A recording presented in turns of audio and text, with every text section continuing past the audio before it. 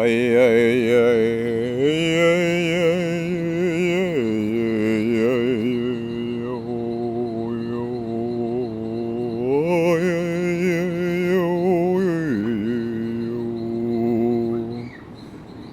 Chanting.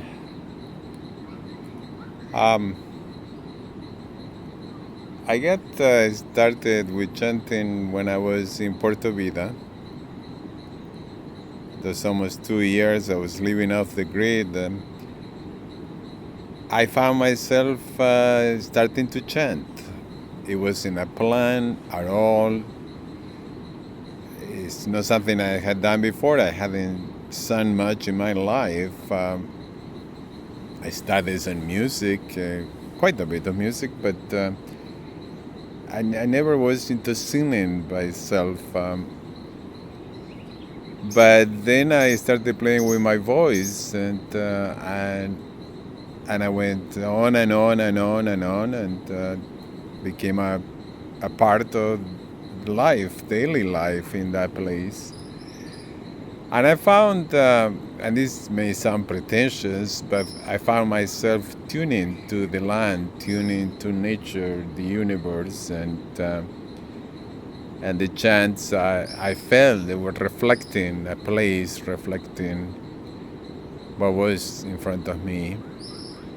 I had talked to people who do singing, improvised singing for a living, and remember this is Spanish, singing in particular, and he found it very intimidating to confront nature and sing, and he didn't feel that there was a son of the land. That was my experience. Is what it is. It's different. It was a very organic process. I just started reacting.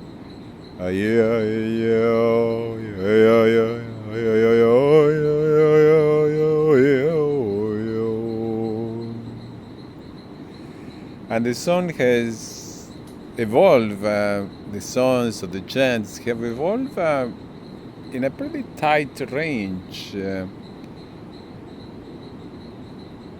I haven't seen that much difference doing it in South America and Uruguay, or in California, or here in the Amazonia. The Amazonia has brought more joy to it.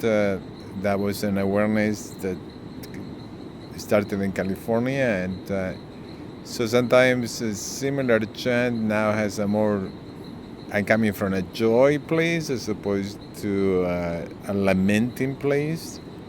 Not sure if it sounds different. There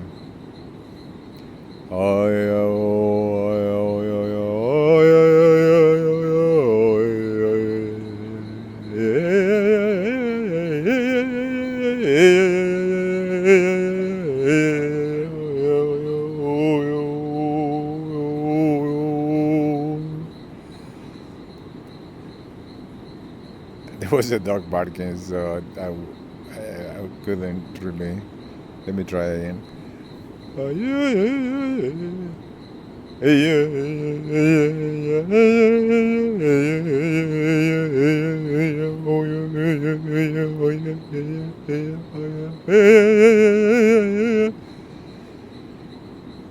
don't know. Obviously, there's a very native sound to that. I had heard some native songs before, and then I went after I realized this is sounding a lot like North American native songs or South American native songs, or just native songs in general. And I remember finding a reconstructed recording held at Berkeley of a Californian native person who was singing a very. This goes to my thing that maybe there is a son of the land, and Native Americans, Native people were connected to the land, and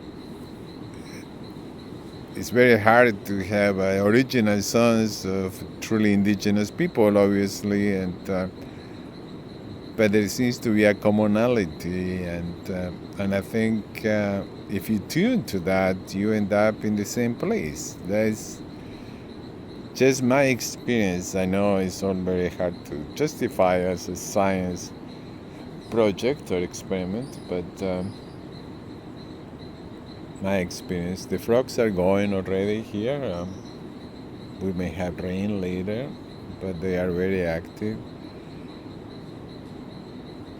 So that's pretty much it for chanting. It has been an extremely organic process. There wasn't any learning, any researching, any listening to, especially those 2 years where I got started, I didn't have even the resources to be listening to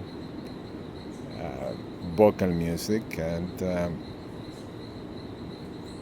the evolution, the beginning and the evolution itself have been both very organic. It's a process, and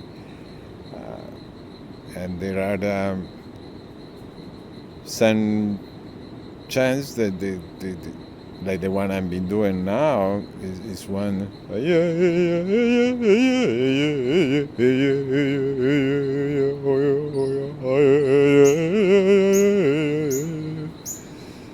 There are variations of that.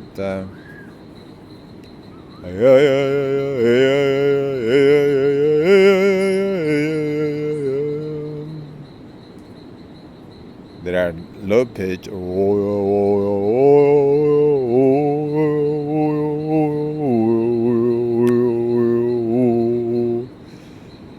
a high pitch can be fun.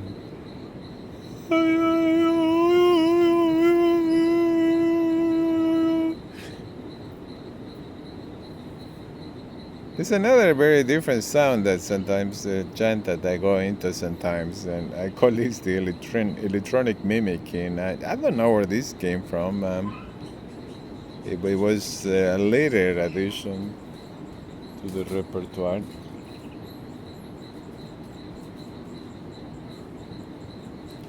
And that one is more like.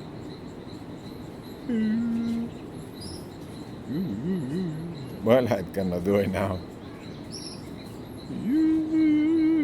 No.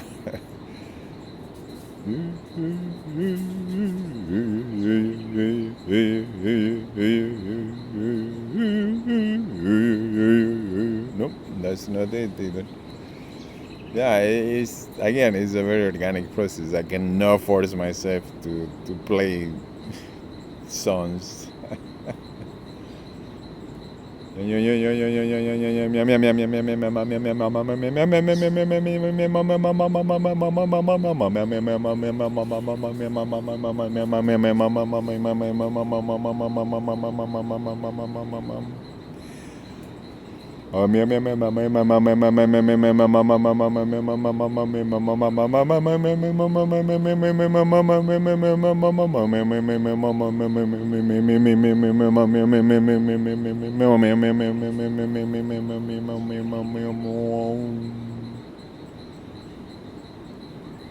That's sort of the electronic one.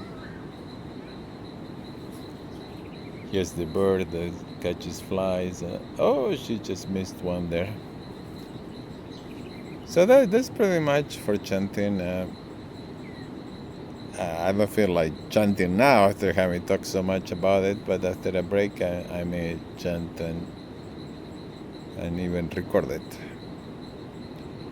I record sometimes, but that's more like a session, and there are all kinds of chanting going on. I've been in the river a couple of times today, and every time I've been chanting. It comes more and more on the surface on its own. And again, organic is the word that I keep going to, and it's a very apropos word because I'm saying that the chants reflect the sounds of the universe.